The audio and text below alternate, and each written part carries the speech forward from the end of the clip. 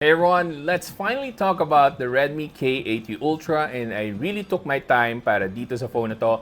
I've had this for a few months now. Sinadya ko po talaga natagalan na ilabas yung full video nito because I wanted to give you all the information that you needed in a fair manner. Kasi I wanted to see kung yung update nito maayos yung pinaka-issue ko dito when it comes to bypass charging. So if you don't know, yung bypass charging kasi nitong Redmi K80 Ultra is a fake bypass charging. Although they call it bypass charging plus, it's not really bypass charging. But as of making this video, nagkaroon tayo ng HyperOS 3.0 na update para sa Redmi K80 Ultra, and I wanted to see kung yung update na yon ay maibibigay sa atin finally yung totoong bypass charging na matagal na nating inaasam-asam para sa mga Xiaomi and Poco devices. So let's find out after this quick unboxing. I'm okay, I'm okay. 난 괜찮아, 괜찮아. 이제 그만 날 피하지 마. 그 분명한 말도 안 돼. 나를 봐봐. 널 위해 많이 고민했어. 고른 멜로디. 이 노래 듣고 네가 좋아해줬으면 좋겠다.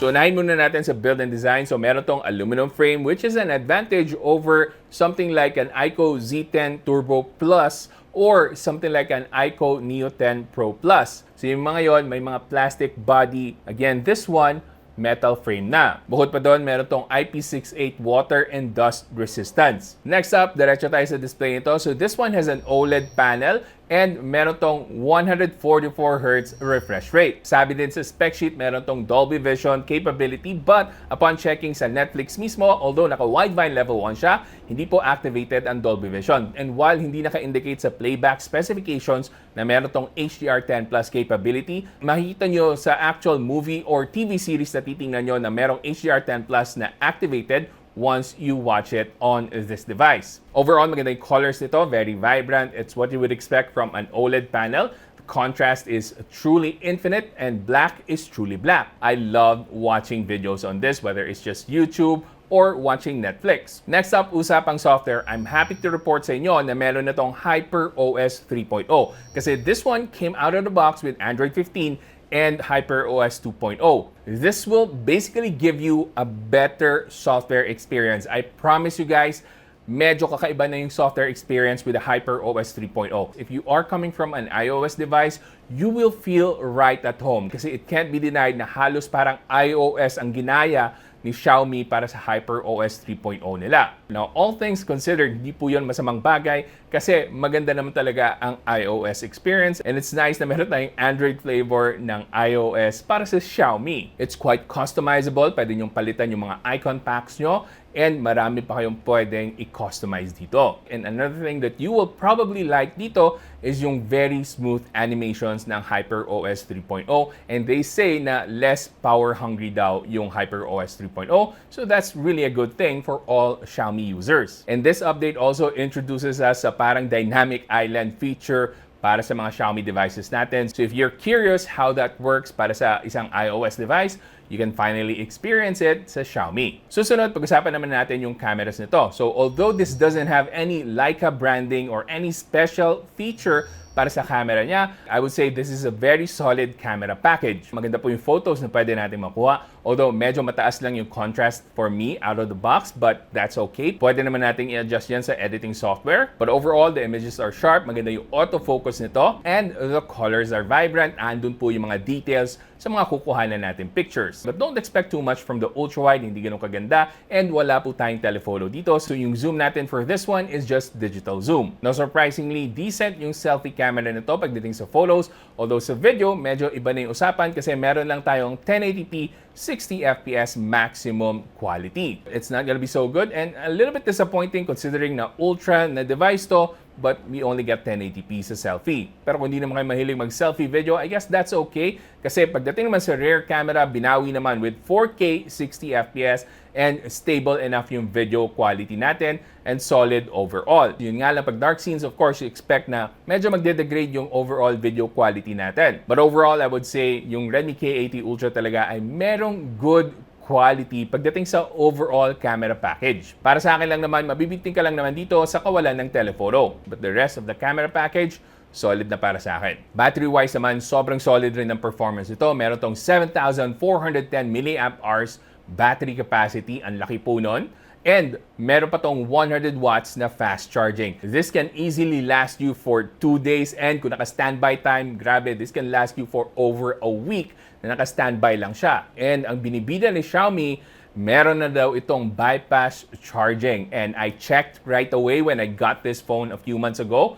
And totoo nga naman, meron siyang bypass charging feature. Pero i-delay muna natin yung discussion about bypass charging doon sa gaming portion ng video na to. And bago tayo mag-move on sa performance discussion, I would just like to invite you na mag-subscribe na dito sa channel natin. Marami po tayong giveaways na paparating. So abangan nyo po yan. Anyway, moving on finally sa performance. So meron tong MediaTek Dimensity 9400 Plus. Ito po yung isa sa pinakamagandang chipset in terms of overall performance as well as thermals. Lahat ng nasubukan kong phones na merong MediaTek Dimensity 9400 Plus so far, napakaganda ng temperature, and I'm happy to report sa inyo that the Redmi K80 Ultra is no different. Napaka-impressive talaga ng thermals ito. But before that, sa Antutu benchmark, nakakuha tayo sa Antutu version 11 ng 2.8 million points. Medyo umangat lang siya ng konti dun sa 2.6 million na nakuha ko naman sa version 10. Anyway, rekta na tayo sa actual gaming experience. So pagdating sa Wuthering Waves,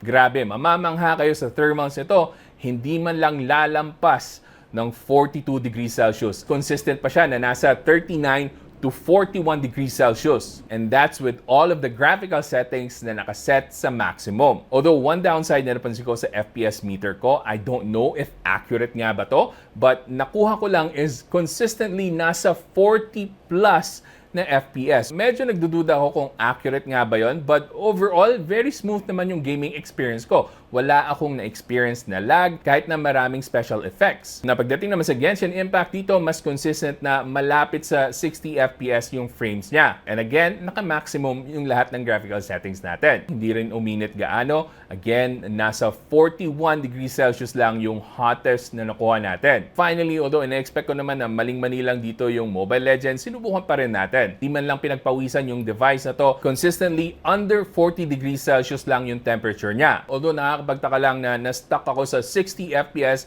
according dito sa FPS meter ko. Which I think pwedeng mahanapan ng solution para ma-push to 120 FPS. If you guys know the fix, i-comment nyo lang dyan sa comment section para matulungan natin yung iba. Natulad ng pangako ko, pag-usapan natin yung bypass charging. Is it real or is it fake?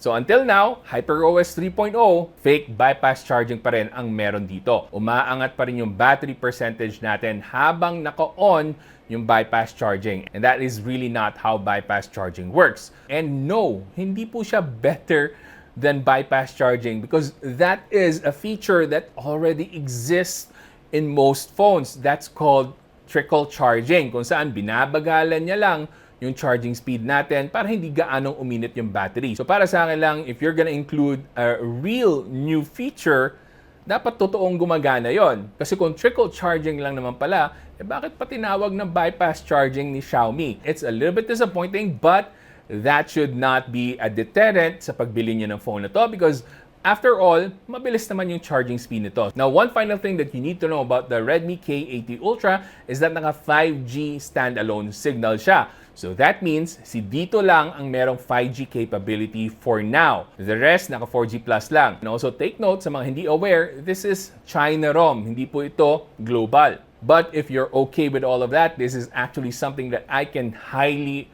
recommend. Overall package, napaka-solid. Yung build, performance, yung thermals, yung camera niya, pasado para sa akin lahat yan. And also, if you can get this at a very good price, check nyo dyan sa link sa description box or dito sa video mismo, pag makahanap ako ng link para sa Shopee, you will see that come out. So para sa mga nagabang sa video ko na to, pasensya na at natagalan, at maraming salamat sa pag-aantay. Hopefully, nakatulong itong video na to sa pagde-decide nyo on whether to get the Redmi K80 Ultra. At kung gusto nyo pang mamili kung ano yung mga phones na dapat nyo i-consider na maganda yung presyo at maganda yung performance, lahat po yan, ililink ko rin dyan sa description box. Updated na po yung list natin. At kung gusto mo pang manood ng mga videos ko, may mga ililink po ako dyan. Panigurado, magugustuhan yung mga yan.